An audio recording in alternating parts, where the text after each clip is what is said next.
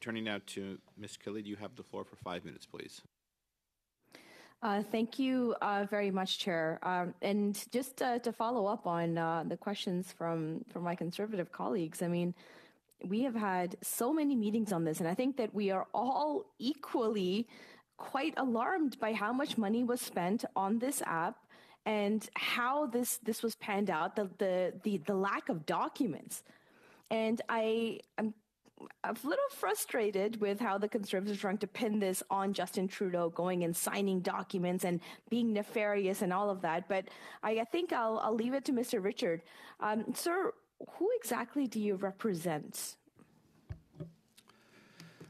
We represent financial professionals. So again, accountants, controllers, auditors, members that are there to ensure the financial integrity, to ensure the Financial Administration Act is being respected. However, if our members are not allowed to do their job, right? For example, if someone were to say, come to my member, hey, Danny, your member didn't do any proper bookkeeping. Well, they never privy to the information. They were never consulted, right? If a member didn't do their job, I'll be the first one to say, what were you doing? What were you thinking, right? There's accountability here. It's not just for our members as financial 100%. Professionals. But 100%, I agree. And it's about accountability of holding the right people to account rather than trying to diminish the value of our democratic institutions at this point. And I think that you do a very important job, Mr. Richard. So perhaps you can help us understand how the 30,000 jobs that the previous Conservative government cut has impacted where we are today with the CBSA and with all of this ArriveCAN issue. Whenever you do job cuts, there's a few ways of doing it, right? So the most popular one is through attrition. It's perceived as the most, lack of a better word, easiest one. However, when you let people go through attrition, where does the work go? So I'll use a simple example here. Say there's a 2-person unit. One person retires, and they say, well, you know, we're going to save money. We're not going to backfill this position. Well, what about all those tasks, those duties, that workload? Who does that go to? That now falls onto one person who's asked to do not only their job, but their coworker's job. So inevitably, you're going to have way too much workload. You're unable to do your job. You're going to have some performance issues. You're going to be stressed out. So anytime you cut jobs, it's going to have consequences. You're absolutely right. And, you know, when those 30,000 jobs were cut, it was Prime Minister Harper in power and the current opposition leader, Pierre Poilievre, who was the Minister of Employment. So I think it speaks a lot to what the long-term impacts of policy decisions really are. So the Auditor General's report and it's questions around how public service procurement happens. What do you have to say? So we're talking about middle management here that made decisions that did not record all of these financial contracts that were made. What do you think are the next steps that we can take to ensure that this does not happen? We are absolutely on the right track. Yes, the government is to account. Yes, ministerial responsibility is there. But at the end of the day, where is the public service on this? How are they ensuring that they are fulfilling their accountability requirements to ensure that they're not taking advantage of the public dollar? So a few things. First, we need accountability, right? The Financial Administration Act was not followed. Someone has to be accountable for that. Someone looked the other way. Something happened. I don't know the why. I don't know who, but something wasn't done properly. Second, we need to make sure that, like I was saying before, if we're protecting whistleblowers, when someone sees something that's not right, they're more likely to speak up. They'll want to do the right thing. Third, reduce reliance on contractors and let our members do their job. We are eager professionals looking forward to be able to go and dig in there, find anomalies, go find dollars for the taxpayer to make sure it's spelled wise, to make sure that we can add value. But we need to be let in. Open up your doors. Let us in. We want to be an ally. I really appreciate that. And I think you raise a really, really good point. We have to make sure that our public service is ready to and is capable and trusted enough to be able to take on those contracts and those consulting roles in order to to fill in where those gaps are necessary. So, as we talk about A brief question, Ms. about Khalid. about You're at your time, retention so of quick question. employees, just asking for you, Mr. Richard, what do you think the next step for our public service is at this point? Specific to ArriveCan, there needs to be accountability, and we need to reinforce the message that the rules that are in place exist for a reason. Our members can help you. Just let us do our job. Thank you very much. Turning to our third round, as I said, members will have 4 minutes, and I will probably remind each of you when you have 30 seconds left so we don't go over. Ms. Block, you have the first 4 minutes. Thank you very much, Mr. Chair. I'm going to look back at the opinion piece that you wrote back in November of 2021. And in it, you stated, you talked about the familiarity Canadians have with the important work of the Auditor General, but then you go on to observe that it's the 6,000 accountants, auditors, and financial management professionals working away in programs and departments who are tasked with ensuring public funds are spent appropriately in the first place. Does this include CFOs? Our members don't represent CFOs. We don't represent CFOs, no. However, the Auditor General often looks after the fact, right? We only look at the past.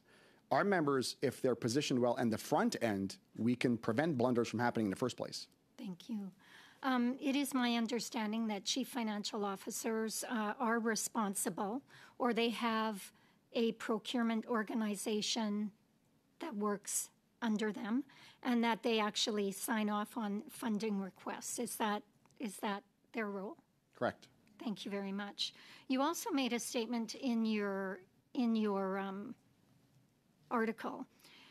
You stated that the staffing system as it currently exists rewards and prioritizes those who know how to work the system, not those who are most qualified and capable. Can you explain what you mean by work the system? Yeah, certainly. And I don't think it's any secret. Generally speaking, if you work with numbers, you tend to be more of a, not necessarily a people person. So, remember, you're an introvert. And I say this because we've got members that do fantastic work. However, they're not necessarily the most popular when it comes to being sociable or interacting with their coworkers or going out or getting making a name for themselves. And so often what happens is people that get promoted is, well, who is liked? Who is someone that I get along with, right? And often maybe you don't get along with an accountant that's asking you some questions. Right. Thank you. In their testimony before the OGO committee, Bottler AI raised the issue of kickbacks. And then again this week on CTV, they alleged that there have been bribes. Do you have any concerns about this or about any potential criminality?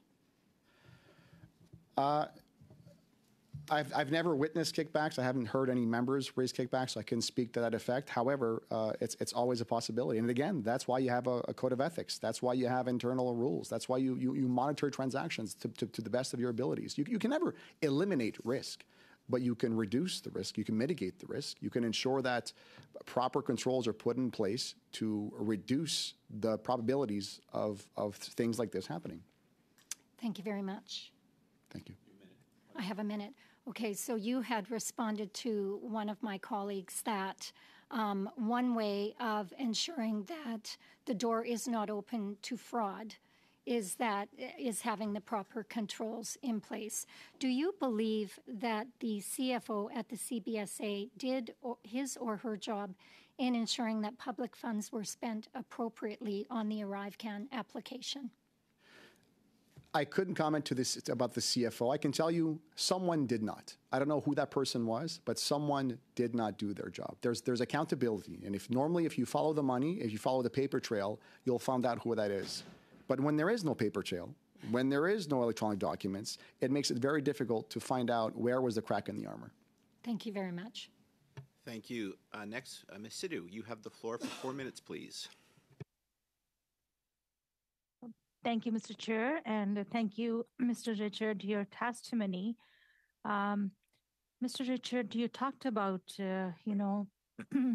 someone need to be accountable, but what kind of the new protection for whistleblowers would you recommend, which do not already exist and you already gave some recommendation, but which one you really want to should be there?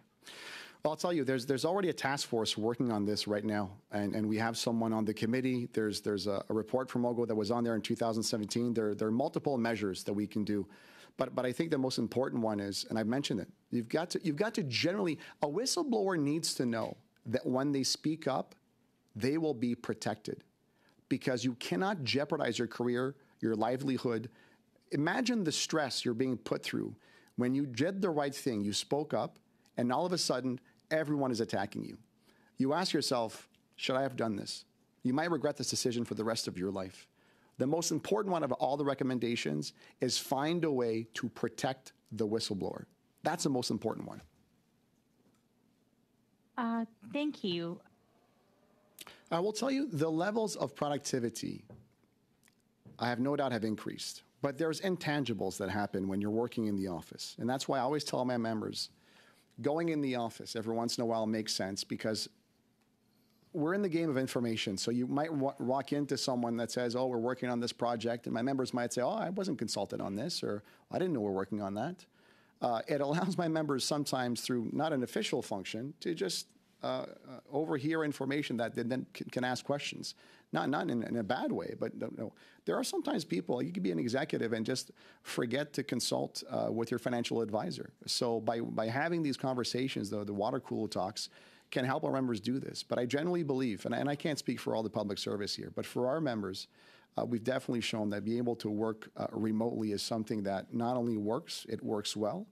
And I would argue it increases employee morale, because we're able to do what we do best, which is work with numbers. We love it. Thank you. Also want to ask about some consulting companies, when they're talking about, taking advantage of the procurement system. How can the system can be changed to be more resilient? Any solution you can recommend? Our members don't directly deal with procurement, right? They're not procurement officers. They'll do some costing, they'll review, they'll do some analysis. So I can't speak specifically for procurement, but I will tell you, when it comes to consulting firms, right? I won't name you names, but there's bigger firms that are out there. When our members know a firm is coming in, the general sentiment is, why? We'll look at the tasks that we've asked them to perform, and they say, we could have done this internally. Why is this being outsourced? That makes no sense to them. And it's even more insulting when they are then asked, by the way, can you help out the consultant with their analysis and do the forecast? Well, here you are paying someone $1,000 a day, whereas our members, they don't cost it that much. I would argue you get better quality, you'll get it done faster. It's at a cheaper price. And I've seen this happen time and time again. Thank you very much. That is the time. Moving now to Madame Séclé-Desgaret. Vous avez la parole pour 2 minutes, s'il vous plaît. Parfait. Thank you. To continue in the same line, Mr. Richard, many people will feel insulted amongst the officers because more consultants have been recruited since 2016 and the numbers continue to rise. So the public service size has also increased, particularly people recruited to carry out operational roles to manage a consultant. So there's an enormous machine being used to manage consultants, whereas the expertise is available in-house. I would like to add that the dependency on external consultants, it's mostly because of the cuts that were made in the public service by the Conservative government. My question for you, let's come back to the case of Arif Khan and the testimony we received recently. If people who spoke to you, the people who spoke to you secretly, had been heard, if they had been listened to during the process, do you honestly think that if their advice had been taken seriously, they would have been listened to, something would have changed, there would have been a way to circumvent the process? how could they have been useful to avoid the situation we have? Answer, I can assure you that if our members had been listened to, not only that, consulted and listened to, this would not have happened. Now, I'm talking about the financial aspects. Let's take the example of a physician. If I go see the physician because I'm overweight, I'm not feeling well, and the medical doctor says, well, you need to exercise, you need to do a medical checkup. It's the same thing for our members. Give us the information, and then we look at the standards and we make recommendations. The physician who says, stop eating puffs in the morning, well, it's the same thing for our members who say you are not respecting internal controls. There's a danger here. They don't take decisions. They only make recommendations. Mr. Julian. Yes, please. Thanks very much, Mr. Chair. And you mentioned, Mr. Richard, the management consultant is getting $1,000 a day. I'm reminded by the Harper government's contract that was $90,000 a day to consultant firm, $90,000 a day in order to trim federal spending. Now, it is unbelievable, I think, to Canadians watching that any government would spend $90,000 a day to save money. And of course, the result was the debacle that we now know as Phoenix, $2.5 billion started under the Conservative government. We've seen the Liberal government now with ArriveCan, that's $60 million that obviously has not gone to the public good. And so I have to come back to the point that you just made in French with Madame Sinclair Desgagnés. If the Harper government or if the current government sat down and consulted with your members, would we be saving far more in financial resources and being more effective with federal programs than we've seen with the Harper government's splurging on Phoenix and ETS, the current government, many examples as well, including ArriveCan, where the money has simply been wasted? Absolutely. Again, when you're looking to save pennies and dollars, how about talk with the people that are managing, that see the dollars going in and going out, that take care of the budgets, the forecasts, that see the expenditures. I'm not saying we have a secret recipe here, but I can tell you from speaking to a lot of my members, it's often insulting when we don't consult with the people at the ground level that see all the ins and outs. We can definitely make some recommendations in terms of where can we save money, where can we add value for Canadians. Our members see every penny that goes in and goes out. This is where we should start. And by adding, increasing the number of financial officers, of auditors that we have is a return on investment. It's not an expenditure. It's a return on investment that's worth the investment. Thank you very much. Mr. Barrett, you have the floor for 4 minutes, please.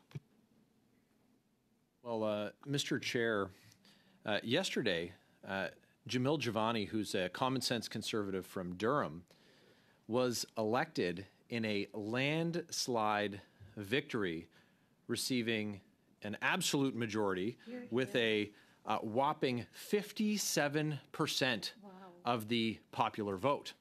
Now, his nearest rival, who only eked out 22.5% of the vote, had a visit from the PSPC minister to give him some help, to help him get that 22%. Now, I don't know what help he's going to be to the PSPC minister, and I have a question for our witness about that.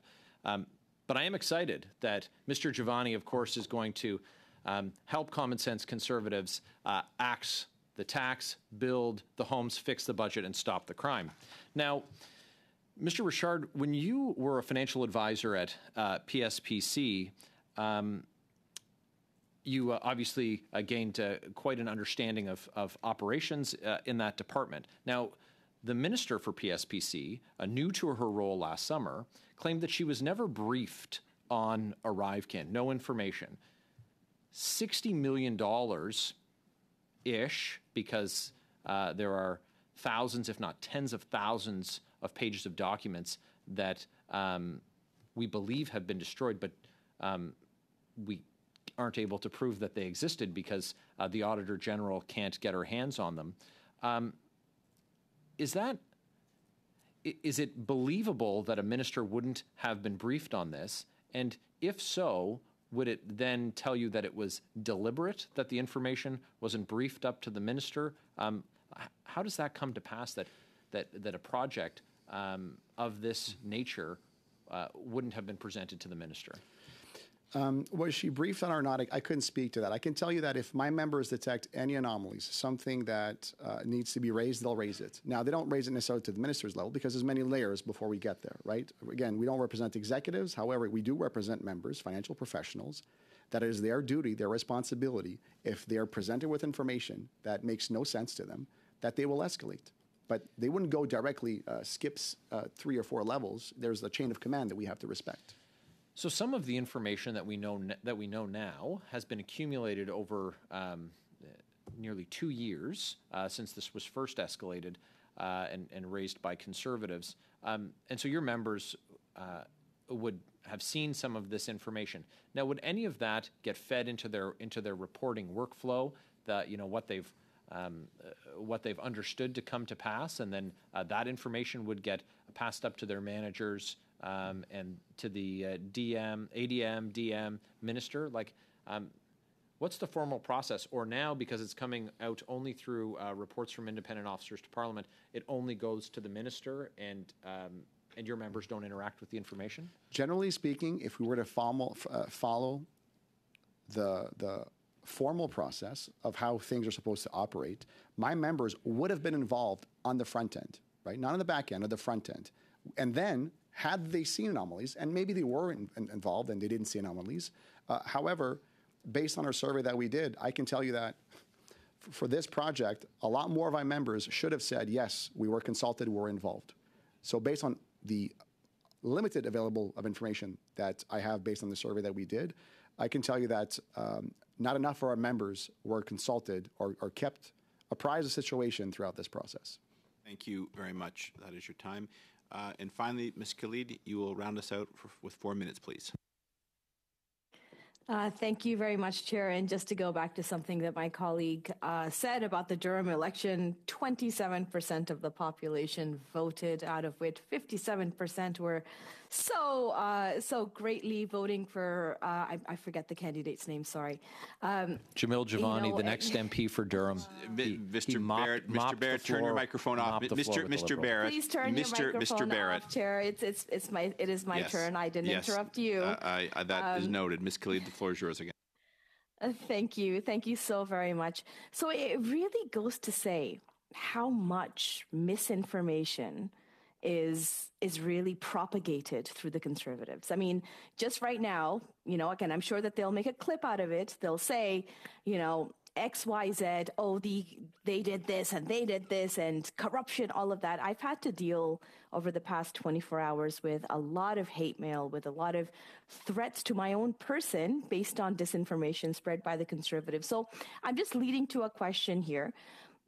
When we really propagate that disinformation that, oftentimes our Conservative members are leading, whether it's with respect to vaccines, whether it's respect to the purpose of an ArriveCan app, whether it's respect to how our CBSA operates, how our public service operates. How do members deal with that? And what kind of punishment do they receive from that disinformation that the Conservatives love to spread on them? I'm not sure I get the question there. Sorry. Could you repeat that? I'm not sure I followed the question. Let me ask you, how does disinformation campaigns really impact the members that you serve, the members of our CBSA and our public service, whether it is in relation to anti-vaccine campaigns or Arrive scam, whatever they call it, campaigns, and just dealing with the general public in providing the service to Canadians? I can say this. Whatever happens in the media or at a political level finds its way down to our members, right? Remember, our members are in the trenches. They're not senior management. They're the doers of the work. They see the numbers, the financial statements. It can be sometimes difficult to tie what are we trying to achieve at a very high level versus what they're saying, right? So if we're saying we believe in integrity and values are important, and we need to do due diligence and value for money. Well, when you see a report like from the Auditor General, it makes our members very frustrated, because this whole thing could have been prevented had we just adhered to the existing financial framework. So could it have been prevented in that, I just want to clarify, in that we spent too much money, or that this app was a waste of time, or that the whole COVID was a conspiracy? Like, where are we on the spectrum here? I couldn't speak to the amount of money, how much this should have cost. All I can tell you is basic fundamentals in accounting, best practices, were not respected here. So at the end of the day, had our members been allowed to do their jobs, all this wouldn't have happened. And do you think that Mr. Trudeau was the reason why your members were not able to have their due diligence done on this app? I don't know who's accountable. I don't know. There's not enough evidence to suggest. Again, we would normally follow the paper trails, but unfortunately there are no paper trails. And that is the time. Thank you very much, Mr. Richard, for